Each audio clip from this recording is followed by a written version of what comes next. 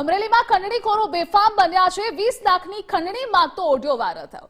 સવારમાં 20 લાખ તૈયાર રાખજે, નહીતર આવો એક ઓડિયો વાયરલ થયો છે। અમરેલીના કુલદીપ વાડા નામના શખ્સની ગુંડાગર્દી સામે આવી છે। પેટ્રોલ પંપ માલિક નંદીશ પરીખે આ પોલીસ ફરિયાદ નોંધાવી છે। અમરેલી પોલીસે ખંડણી માંગનારા યુવકની ધરપકડ કરી। અગાઉ પણ અમરેલીમાં ખંડણીના કિસ્સાઓ સામે આવી ચૂક્યા છે। કાયદો વ્યવસ્થા સામે સવાલ ઉઠાવતા આજ બધા ખંડણીખોરો છે। ગુજરાતમાં ખંડણીખોરો પર આખરે લગામ ક્યારે લાગશે તે સૌથી મોટો સવાલ છે।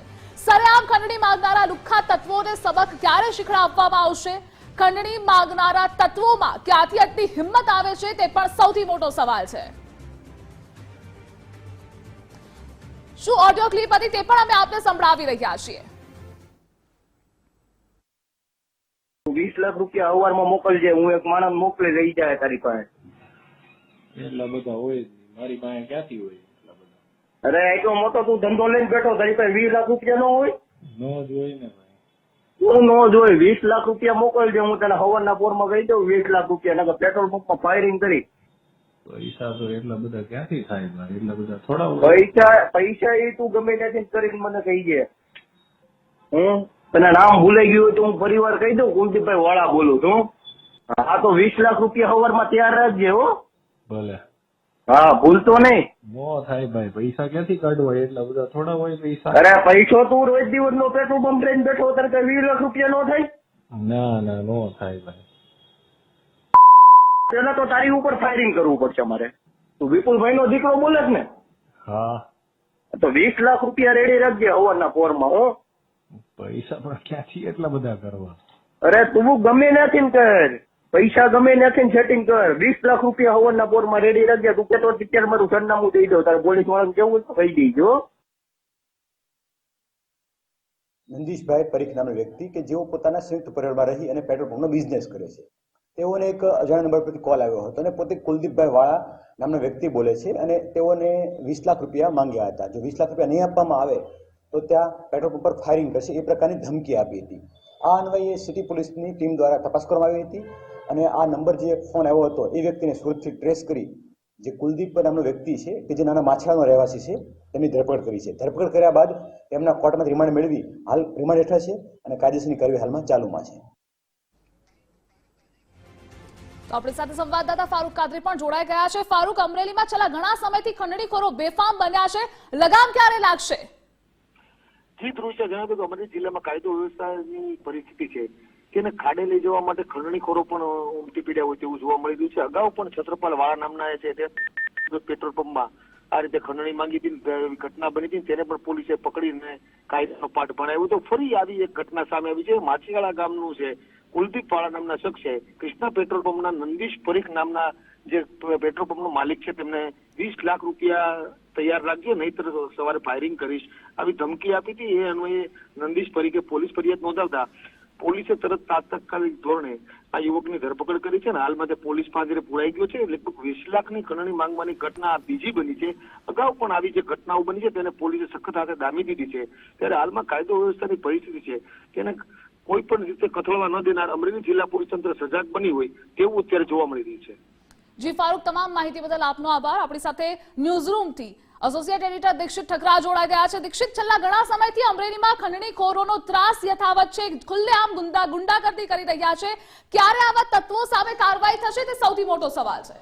ધ્રુવિશા, કાયદો અને વ્યવસ્થાની સ્થિતિને સવાલ કરતા વધુ એક સમાચાર અમરેલીથી, કારણ કે અમરેલીમાં બીજી વખત આવી ઘટના ટૂંક સમય પહેલા પણ એક ઘટના સામે આવી હતી કે જ્યારે છત્રપાલ વાડા નામના વ્યક્તિએ પેટ્રોલ પંપના માલિક પાસેથી 50 લાખની ખંડણી માંગી હતી અને ત્યારે તત્કાલીન એસપી નિલીપ રાય હતા, તેને તરત પકડ્યો પણ હતો, કાર્યવાહી કરી હતી, પરંતુ ત્યારબાદ ફરીથી એક વખત કાયદો અને વ્યવસ્થાની સ્થિતિ જાણે કથળી હોય તેવા સમાચાર, કારણ કે ખંડણીખોર ત્યાં સુધી બેફામ બની ગયા કે 20 લાખ રૂપિયા નહીં આપો તો અત્યારે જ તમારા પેટ્રોલ પંપમાં ફાયરિંગ થઈ જશે તેવી ધમકી છે તે ખુલ્લેઆમ આપી રહ્યા છે। એટલે કહી શકાય કે એક બાજુ અમરેલી, એક બાજુ સારી વાત। પોલીસે જોકે તાત્કાલિક કાર્યવાહી પણ કરી, જે ખંડણીખોર કુલદીપ વાડા નામનો વ્યક્તિ હતો તેને ઝડપી પણ લીધો, પરંતુ આ કુલદીપની હિંમતને પણ કહેવું પડે કે પોલીસને પણ પડકારી રહ્યા છે આવા લોકો કે જાણે બેફામ બન્યા હોય અને કાયદા અને વ્યવસ્થાનો કોઈ ડર જ ન હોય તે પ્રમાણેની વાત છે તે કરતા હોય છે, ધાક ધમકી છે તે આપતા હોય છે। અને આ ગુજરાતની ઘટના છે, યુપી કે બિહાર નથી, પરંતુ છતાં પણ આવા લોકો છે તે બેફામ બન્યા છે અને જાણે કાયદાનો ડર ન હોય તેની જેમ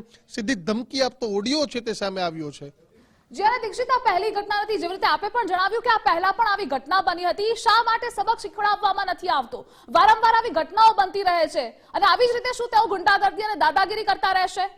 ધ્રુવિસા, છત્રપલ વાડાની વાત કરવામાં આવે તો લગભગ 2-2.5 વર્ષ પહેલાની વાત છે અને ત્યારે તેનું જાહેરમાં અમરેલીના તત્કાલીન એસપી નિર્લિપ્રાએ સરઘસ પણ કાઢ્યું હતું, પરંતુ ત્યારબાદ એસપી બદલાયા, થોડો માહોલ બદલાયો અને હવે ફરીથી એક વખત આવા લોકોને પાંખો આવ્યું હોય તેવું લાગે છે. અને જે પ્રમાણે વાત સામે આવી રહી છે તે પ્રમાણે અત્યારે આ કુલદીપ વાડા નામના વ્યક્તિ છે તે આ રીતે ફૂલો ફરી રહેતો હતો. અમરેલી એસપી આપણી સાથે જોડાઈ ગયા છે. સર, શું કહેશો? પેટ્રોલ પંપના માલિકને ધમકી આપવામાં આવી હતી, કેવા પ્રકારની કાર્યવાહી કરી?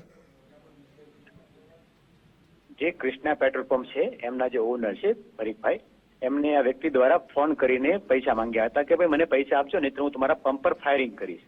આ અન્વયે ગણતરીની કલાકોમાં તે આરોપી છે એમને સુરતથી પકડી પાડવામાં આવ્યો છે. એમના કોર્ટમાંથી રિમાન્ડ મેળવવામાં આવ્યા છે અને હાલમાં રિમાન્ડ હેઠળ છે અત્યારે. સર, આવા લોકો પર કેવી દાખલારૂપ કાર્યવાહી થશે? કારણ કે અમરેલીમાં બીજી ઘટના છે 2-2.5 વર્ષમાં. આની પહેલા છત્રપલ વાડાની ઘટના હતી, આજે કુલદીપ વાડા છે, પણ આવી ઘટનાઓ અટકતી નથી. કેવી કાયદારૂપ લોકો ઉપર કાર્યવાહી થશે કે બીજી વાર કોઈને આવી હિંમત ના આવે? નહીં, એની માટે જે મહત્તમ આઈપીસીમાં જોગવાઈઓ છે, મહત્તમ કલમોની તમામ કલમો લગાવવામાં આવી છે. એનું વ્યવસ્થિત પુરાવા એકઠા કરી એવિડન્સ એક્ટની તમામ જોગવાઈઓને ધ્યાને રાખી મહત્તમ સજા મળે તે માટે ચાર્જશીટ કરી અને કોર્ટમાં રજૂ કરવામાં આવે છે. અને જે કોર્ટમાં પ્રોસેસ છે, કોર્ટના પ્રોસેસના આધારે એમને કોર્ટમાંથી સજા પડતી હોય છે. અને આ ઉપરાંત બી આ પ્રકારના લોકો છે અટકે તે માટે પાસા હેઠળ પણ જોગવાઈઓ કરી અને પાસામાં પણ મોકલવા આવતા હોય છે. સર, આરોપી સાથે તમારી વાત થઈ હતી, નિવેદનમાં શું કહ્યું? શા માટે આવી ધમકી આપવામાં આવી? શા માટે પૈસાની ઉઘરાણી કરવામાં આવી? કોઈ જૂનો રાજદ્વેષ હતો કે ખંડણી માંગી? પણ નહીં, એ વ્યક્તિ છે આરોપી, એ એમને ત્યાં કામ લેવા માટે ગયેલો અને ત્યાં કોઈ જોગવાઈ નહીં હોય, એમની પાસે કોઈ વધારે નોકરી નહીં હોય તો કામ નહીં મળેલું અને આરોપીના ઘરેથી પોતે આરોપીના પરિવારમાં પૈસાની જરૂરત છે એમને, તો અવારનવાર પૈસા માંગતા છે પરિવારમાં. અને આ વ્યક્તિએ પછી શોર્ટકટ રસ્તો અપનાવીને ધમકી આપવાનો રસ્તો અપનાવ્યો હતો. સાહેબ, અમરેલી પોલીસ છે તે અમરેલીની જનતાને કેવો મેસેજ આપશે? કારણ કે આવા આવારા તત્વો બેફામ બન્યા છે ત્યારે. નહીં, અમરેલી પોલીસનો જનતા માટે સ્પષ્ટ સંદેશ છે કે ક્યારે પણ કોઈ પણ વ્યક્તિને કોઈ નાના નાની બાબત ધમકી મળે કે કોઈ હેરાનગતિ થાય તો તાત્કાલિક સીધો જ પોલીસ સ્ટેશનનો સંપર્ક કરવાનો. કોઈ પણ પ્રકારનો ડર રાખવાની જરૂરિયાત નથી. પોલીસ પેટ્રોલ સતત કરતી હોય છે અને જે પણ આ પ્રકારના લોકો હોય છે એને કડકમાં કડક હાથે દાબવા માટે સક્ષમ છીએ. બિલકુલ, તો આપણી સાથે આભાર સર આપનો. ફરિયાદી પણ જોડાઈ ગયા છે. શું કહેશો, કેવી ધમકી તમને મળી હતી અને શું કારણ હતું ધમકી આપવાનું? બિલકુલ, ફરિયાદી છે તે કનેક્ટ નથી થઈ શકતા, પરંતુ મહત્વની વાત એ છે કે કાયદો અને વ્યવસ્થા સ્થિતિની જોકે અમરેલી પોલીસના ની કામગીરી છે તેને પણ ઓળખાડવી પડે, કારણ કે સુરત જોઈને આરોપીને પકડી લીધો, પરંતુ આવા આરોપીઓને, આવા લોકોની હિંમત આવે છે ક્યાંથી? તે એક સૌથી મોટો સવાલ છે. કારણ કે પહેલી વખત આ કોઈ ઘટના નથી, અગાઉ પણ આ શહેર આ વસ્તુ માટે બદનામ થતું હતું અને ફરીથી એક વખત એ જ મોડેસ ઓપરેન્ડી, છત્રપલ વાડા જે મોડેસ ઓપરેન્ડીથી ધમકી આપીને આવ્યા હતા, એ જ મોડેસ ઓપરેન્ડીથી આ કુલદીપ વાડા નામના વ્યક્તિએ પેટ્રોલ પંપના માલિકને જ ધમકી આપીને આ વખતે ખંડણીનો રકમ હતી તે 20 લાખ હતી. જી દીક્ષિત, તમામ માહિતી બદલ આપનો આભાર.